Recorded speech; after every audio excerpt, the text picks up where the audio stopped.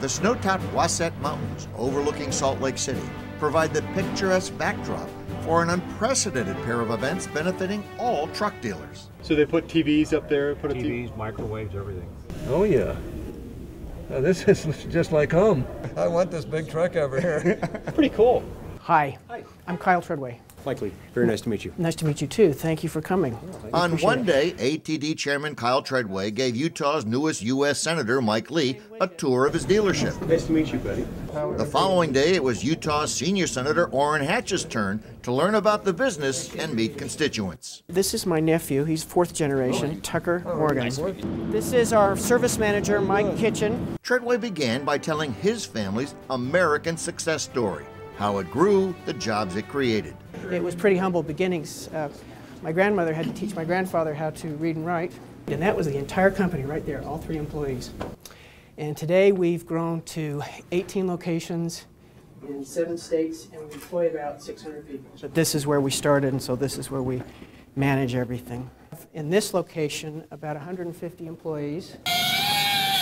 We have high-paying jobs. Our average technician out here earns around $65,000. These are called bays, and we have 55 bays. We have 2 shifts of technicians, so we can be in operation from 6 in the morning till 1 in the morning. Treadway explained how the tech's work and the cost of training is affected by regulations coming out of Washington. The work that you do absolutely affects our world too. The emissions requirements that have come into effect over the last decade, and now we're working on fuel economy standards, which we have never had before.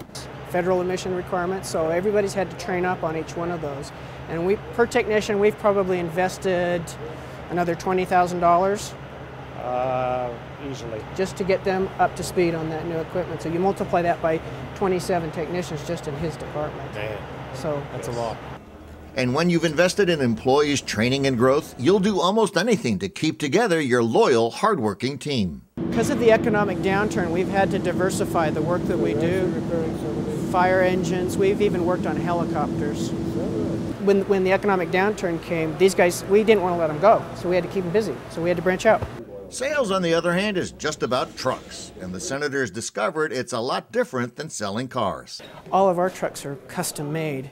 You don't have a standard model. Yeah. They're pretty much all custom designed. So you decide you're going to haul a load of bricks, you come to us and tell us the route you're going to take, the weight it's going to be, how frequently you're going to do it, and then we design and engineer a truck for you.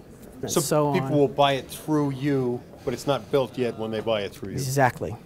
And then you send the specifications to the Kenworth factory. And they engineer it, and then they design it, and then they build it. That's neat. It's absolutely important to have a senator stop by our shop because they have to understand our business before they regulate our business. And they have rocked our world the last 10 years, and I don't know that they completely understand the dealer business model. So it's critical that they come in and see how their actions impact our lives and those of our employees and customers. What I'm trying to impress upon you is anytime there's a federal emissions change, it ripples through the entire industry.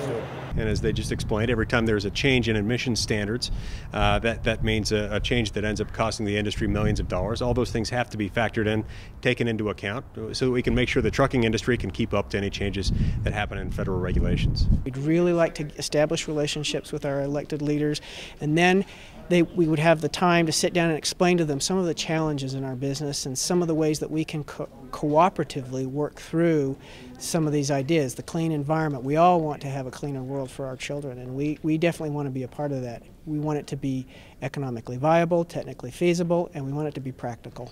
These guys employ hundreds of people, and they keep those people working. They also keep trucks on the road. Every one of us lives day to day acquiring goods from stores that are carried on trucks. And so people like this are essential to everything that happens in our economy. Other Utah dealers and truck industry officials attended the visits, including senior NADA staff, as well as Utah car dealer and NADA chairman Stephen Wade, an old friend and supporter of Senator Hatch. We're all friends. We're all friends. He tried to keep me straight all these years. How did it work? He does a good job for NADA. I'll tell you, nobody's better. Well, in all seriousness, this is the real deal. I mean, what he's done for our industry, we can't put a stamp on it. We can't even tell him thanks enough. You love people who do things and who make things and who make the country work, and especially good, solid, honest business people like my friend here and the others that we've been with all morning. I'd like to encourage all dealers to do this. Get to know your legislator. Invite him to come see your business, meet you, learn what your business model is, how your business operates, what your issues are, what the challenges are and have been over the last decade. Establish that relationship and then follow through with it, so when we have something we need some help with, you've got somebody who knows you and lets you in the door. Each tour ended with the senators climbing up into the cab of a big rig. It's interesting to see even a high-powered senior legislator, when he crawls in behind the wheel, turns into a little kid with a truck. And then what do you call this back here? That's a sleeper berth. You look good in that, Senator. I do. That's really cool. There's 6 seats in this thing? Yes, this one is custom designed. Yeah, and it's about $180,000. This is yours. You're going to drive this one. It's a little rich for me.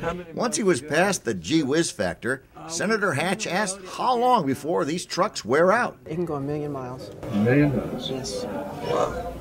Wow. Wow a member of Congress, and he'll know who you are the next time you knock on his door.